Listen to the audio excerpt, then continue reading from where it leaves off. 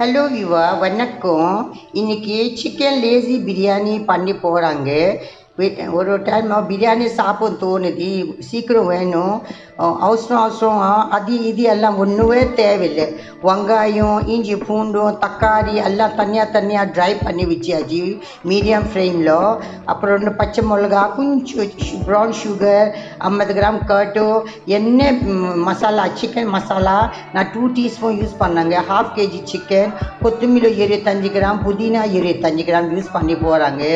அப்புறம் 1/2 kg chicken மேலானா ஒரு பக்கம் முட்டை பாயில் பண்ணுங்க. ஒரு பக்கம் பாருங்க, சிக்கன் 1/2 kg மேலே அப்படி தான். நீங்கள் பரவாயில்லை, நீங்கள் எலுமிச்சங்காய் 1/2 போட்டிங்க. காரம் ஜாஸ்தி யூஸ் பண்ணால் 1 போட்டணும். நாங்கள் காரம் கம்மினால் தான் 1/2 யூஸ் பண்ணாங்க.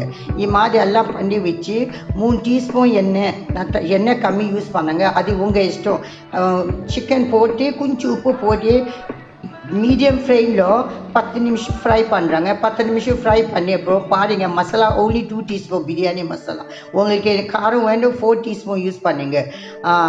கொத்தமல்லி, புதினா ஒரே டைமில் போட்டியாச்சு. அது அப்புறம் தனியாக ஃப்ரை பண்ணி வச்சு 800 கிராம் வெங்காயம், 100 கிராம் இஞ்சி பூண்டு, 100 கிராம் தக்காளி தனியாக தொக்கு மாதிரி ஃப்ரை பண்ணியிருக்கு. அது எல்லாம் செய்து ஒரே டைமில் போட்டிக்கோங்க. ஸ்டவ் மட்டும் மீடியமில் இருக்கணும். மீடியம் இல்லைனாக்கா ஸ்லோவில் இருக்கணும். எண்ணெய் கம்மினால் தான் ஸ்லோவில் இருக்குது. 2 பச்சை மிளகாய் ஏறணும், நீங்கள் 4 யூஸ் பண்ணலாமா, ஒன்றும் பிரச்சனை இல்லை. எல்லாம் சேர்ந்து மீடியம் ஃப்ளேமில் நல்லா ஃப்ரை பண்ணி அப்புறம் கர்ட் 50 கிராம் போட்டணும். நான் மருந்து போச்சு எங்கள் வீடியோவில் நான் அப்புறமா போட்டியாச்சு. தண்ணி கணக்கும் சொல்லி போகிறாங்க, நல்லா கவனிக்கோங்க. இங்கே சிக்கன் மசாலாவில் சுத்தமே தண்ணி இல்லை. அதனால தான் ஒரு டப்பா அரிசி யூஸ் பண்ணால் 2.5 வாட்டர் கண்ணுக்கொள்ளும் நான் போட்டியாச்சு. கொஞ்சம் உப்பு தேவை இருக்கு, கொஞ்சம் உப்பு போட்டியாச்சு. நீங்கள் டேஸ்ட் பண்ணி பாருங்கள். அதே மாதிரி போட்டு ஹை ஃப்ளேமில் 10 நிமிஷம் பாயில் பண்ணியாச்சு. 10 நிமிஷம் பாயில் பண்ணி அப்புறம் 1/2 an hour ஊற வச்சு அரிசி எல்லாம் போட்டியாச்சு. அதில் கொஞ்சம் கொத்தமல்லி, புதினா கொஞ்சம் வச்சியாச்சு. அது சேர்ந்து போட்டியாச்சு.